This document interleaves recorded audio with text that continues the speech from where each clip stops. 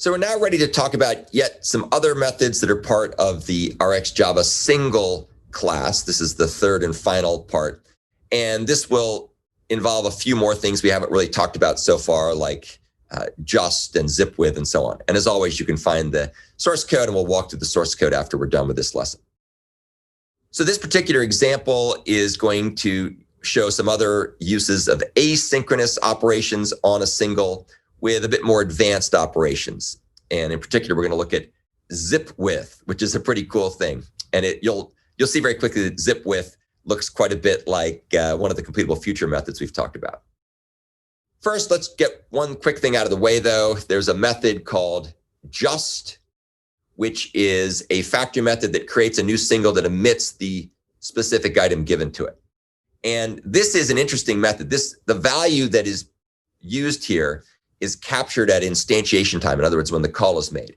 And it's the value that will be returned for all subscribers. So in other words, it's eager. That means the value comes right back. You always get the same value. There's another method we looked at earlier, another factory method called from Callable. And in that case, what's passed in is a supplier. So unlike just, which is eager and always gives that method back, the from Callable will actually invoke the supplier lambda that's passed to it, calling its get method. And whatever that get method returns will be the value returned from Callable.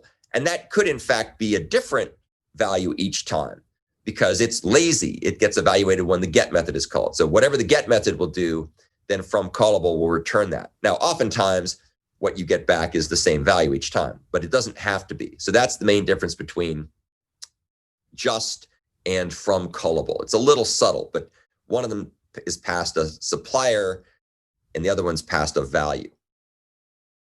The just factory method is used, much like from Callable is used, to adapt non-reactive input sources into the reactive model. So once you use just, then you've got a value, and then you can use it with all the other asynchronous methods that are part of the RxJava single class. There's a just method that's part of Project Reactor's mono class that works just the same way, no pun intended. So here's the zipWith method, and zipWith is very cool. It's used to join two results into a single result after both of them emit. So that's going to sound very familiar to one of the completable future methods, the then combine method. And as you can see here, what it does is it takes the result of the caller plus the other single that's passed in here. And when both of those singles complete, then it's going to apply the provided by function combinator, I guess is a good word, like the terminator, the combinator. And the combinator will take the results from both of the previous singles, create a new value, and that gets returned as the value of the result. And in this particular case, you can use zipWith to transform the type of element it processes. So it could stay the same, it could be different. It's up to you to decide how you want it to treat it. There's also a zipWith method that's part of Project Reactor that works exactly the same.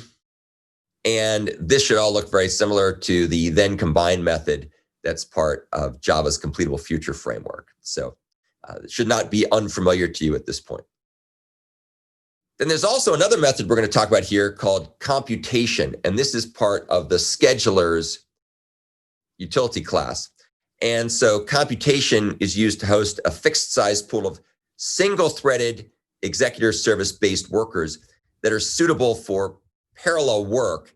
But as we'll see, they're not really intended to be used for IO-based work. So these things are intended to be used for fast-running, non-blocking operations. And that's because it's a fixed size pool, as opposed to something that's a pool that can grow.